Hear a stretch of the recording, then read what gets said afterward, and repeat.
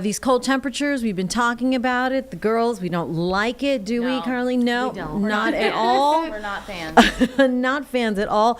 But talking about some of these utility scams, how do these work? Yeah, so unfortunately, especially because it's been so cold recently, this is when utility scams typically come up. When it's really hot, really cold, it can be a water company, gas, electric, you name it, any type of utility company. And essentially, you'll get a text message, a phone call, perhaps even somebody showing up at your door, and they will say that, hey, you have not made your payment. You need to make your payment now within the hour, otherwise it's going to be shut off.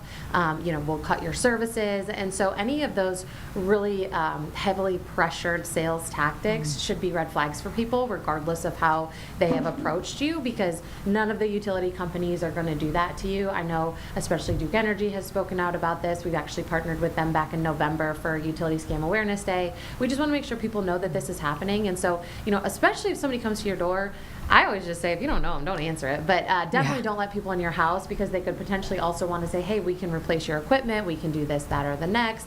And it's really just a ploy to get more money. Also, by letting somebody in your home, if they see certain things out, maybe bills or any type of personal information, they can take advantage of you that way and trying to take that information from you. So you just want to be really careful, but keep in mind that these companies will not shut your power off within an hour. It's just not how they operate.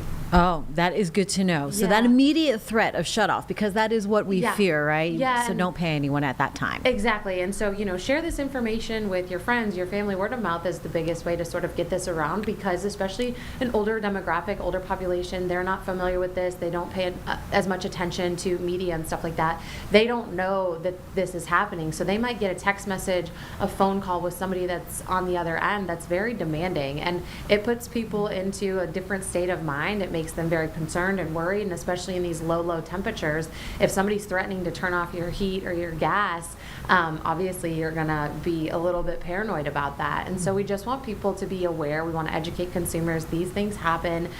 If you're concerned and you aren't sure if maybe I don't know, did I pay my bill? I thought I did, but maybe I didn't. Hang up with the person, don't respond to the text message, and actually go to a statement that you have, look up the actual company online, call their customer service and confirm with them whether you have or you haven't, and get an actual answer to what's going on. Yeah, very good. And then payment methods also seem to be a problem here too. Yeah, so a lot of times when it's these high pressure tactics, they want you to either wire money, use gift cards, debit cards. These are all things that are red flags, because once you send those funds, a lot of times they're not recoverable, especially if you wire transfer, peer-to-peer payment apps.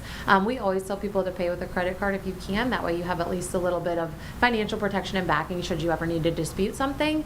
But again, if somebody is really highly pressuring you, that's going to be the biggest red flag and telltale sign that this isn't legit, this is a scammer, they're trying to take advantage of you. And sometimes they get angry, and so in addition to being pushy and high pressure, they get upset when you kind of ask questions or tell them no, and they will try to have as much information as they can before they call you to seem more legit. Right.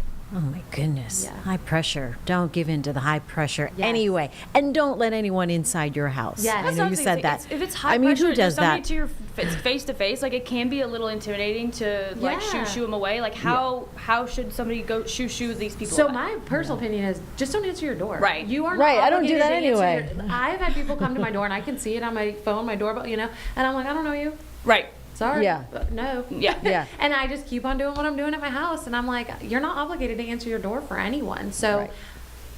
I just wouldn't. Right. No stranger danger. stranger No. danger. You got to here. come into the front door. Yeah. Okay. Yeah. All right, Juliana O'Rourke from the Better Business Bureau warning us of utility scams and florist scams. So be careful out there, because those are two timely things that we are definitely on the watch out for.